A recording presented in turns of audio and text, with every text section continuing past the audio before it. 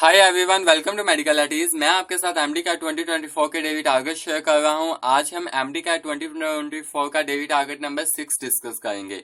सबसे पहले बिस्मिल्लाहिर्रहमानिर्रहीम। एमडी कैट 2024 का डेली टारगेट नंबर 6 में जो पहला सब्जेक्ट हम डिस्कस करेंगे वो हमारे पास है बायोलॉजी का। बायोलॉजी में कल जो हमने डेली टारगेट नंबर 5 में जो हमने सब टॉपिक डिस्कस किया था वो था हमारे पास न्यूरॉन्स का।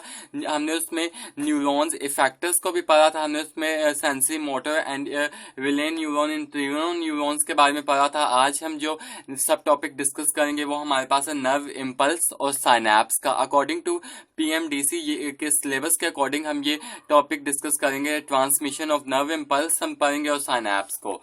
नर्व इम्पल्स में जो पीटीपी के अकॉर्डिंग हमने करना है, यहाँ से आपने नर्व इम्पल्स ये वाला पैराग्राफ अच्छे से पढ़ना है। नर्व इम्पल्स का आपको पता होना चाहिए। देन आपको इलेक्ट्रिकल पोटेंशियल के बारे में पता होना चाहिए।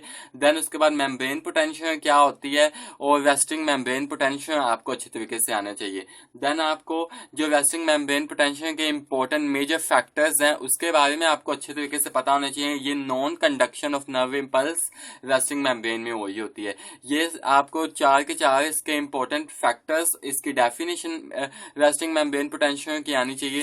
देन आपको ये वाली डायग्राम अच्छे तरीके से आपने करनी है। इसमें ट्रांसमिशन जो हुई है, पोटाशियम की डिफ्यूजन हुई है, देन आपको अच्छे तरीके से ये आना चाहिए। देन उसके बाद रेस्टिंग मेम्ब्रेन पोटेंशियल का ये जो फिगर की इंफॉर्मेशन जो गिवन है बुक में, इसको अच्छे तरीके से करना है। ये जो अ neuron has a membrane potential of approximately -70 milliwatt, ये मोस्ट इंपॉर्टेंट एमसीक्यूज है। मोस्ट ऑफ द टाइम ये एमडी कैट में क्वेश्चन आया हुआ है। देन आपने ये पूरे पैराग्राफ को, इंपॉर्टेंट इंफॉर्मेशन को आपने अच्छे तरीके से हाईलाइट करना है, अंडरलाइन लाजमी करना है। देन उसके बाद इनिशिएशन ऑफ नर्व इम्पल्स, ये इसमें आपने थ्रेशोल्ड स्टिमुलस की डेफिनेशन करनी है। देन आपने एक्शन पोटेंशियल की डेफिनेशन करनी है। वो करने के बाद आपने उसके मेजर फैक्टर्स करने हैं। Sodium and potassium ions movement, ये अच्छे तरीके से आपने करना है। देन उसके बाद आपने नेक्स्ट ये जो हमारे पास फैक्टर्स गिवन है जैसे कि चार्ज रिवर्स, ये करना है। देन उसके बाद ये जो डायग्राम्स दी गई हैं इनको अच्छे तरीके से पढ़ना है, क्योंकि लास्ट टाइम एक क्वेश्चन हमारे पास इसी पैराग्राफ में से दिया गया था, एक्शन पोटेंशियल के पैराग्राफ में से। और एमडी कैट के पास्ट पेपर्स को अगर देखें तो एक पेपर में ये डायग्राम देकर यहाँ पे एक्स का यहाँ पे लेबल करके कहा गया था कि इस को बताएं कि यहाँ पे क्या चीज है, यहाँ पे क्या प्रोसेस हो रहा है। तो यहाँ पे डीपोलराइजेशन प्रोसेस हो रहा है, तो ये ऑप्शन में गिवन था, तो ये राइट आंसर है हमारा।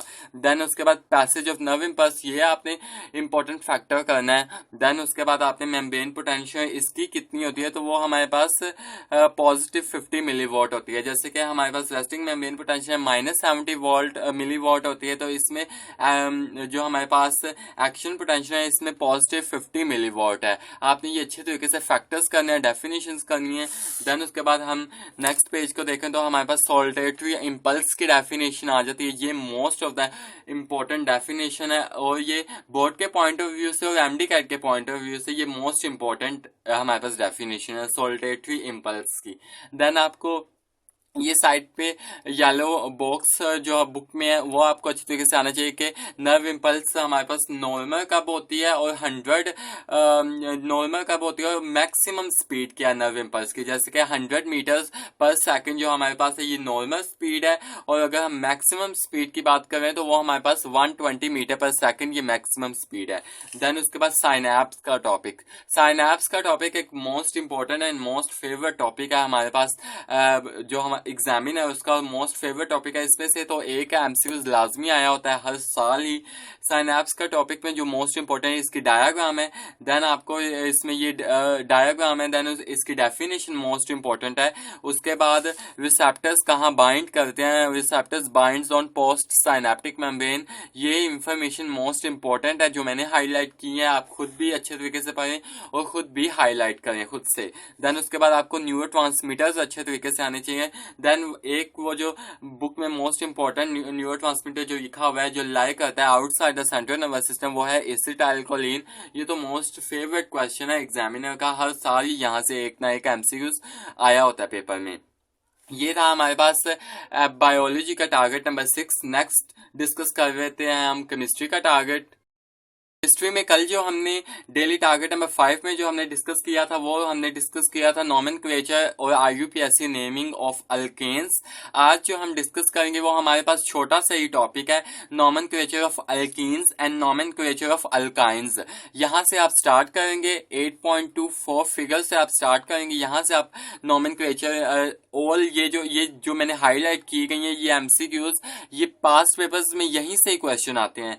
तो आपने इसको इतने अच्छे तरीके से पढ़ लेना है कि ये आपके फिंगर टिप्स पर ये इनके नेम्स होने चाहिए। आपने अच्छे तरीके से नॉमेनक्लेचर कैसे की जाती है, IUPAC नेमिंग कैसे देते हैं, आपको अच्छे तरीके से आना चाहिए। आपने अच्छे तरीके से अल्केन्स, अल्कीन्स एंड अल्काइंस की नॉमेनक्लेचर अच्छे तरीके से आपने समझनी है।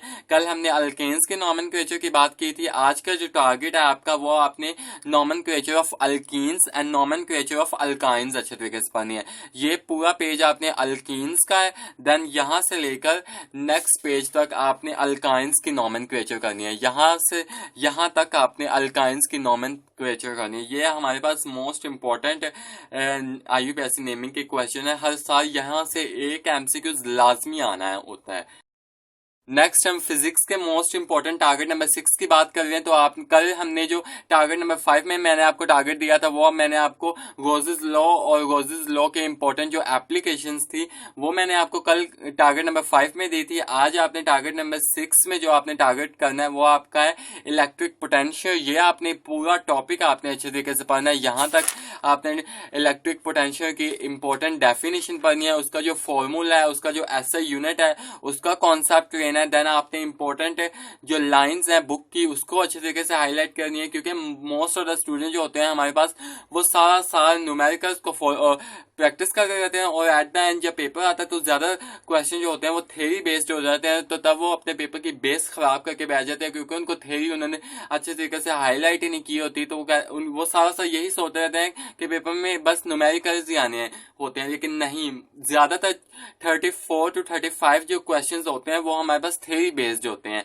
आपने अच्छे तरीके से यूनिट्स, डायमेंशंस और इंपॉर्टेंट डेफिनेशंस को अच्छे तरीके से करना है। इसी तरह आपने इलेक्ट्रिक पोटेंशियल की डेफिनेशन, इसका यूनिट और डायमेंशन अच्छे तरीके से पढ़ना है। ये थे हमारे पास एमडी का 2024 का डेली टारगेट नंबर 6।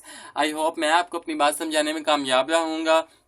अगर आपको मेरी वीडियो पसंद आई हो तो मेरी वीडियो को लाइक कीजिएगा, मेरे चैनल को सब्सक्राइब कीजिएगा और अपने दोस्तों के साथ एमडी को 2024 के डेली टारगेट शेयर करना ना भूलिएगा। खुश रहें, खुश रहने दें। अल्लाह हाफिज।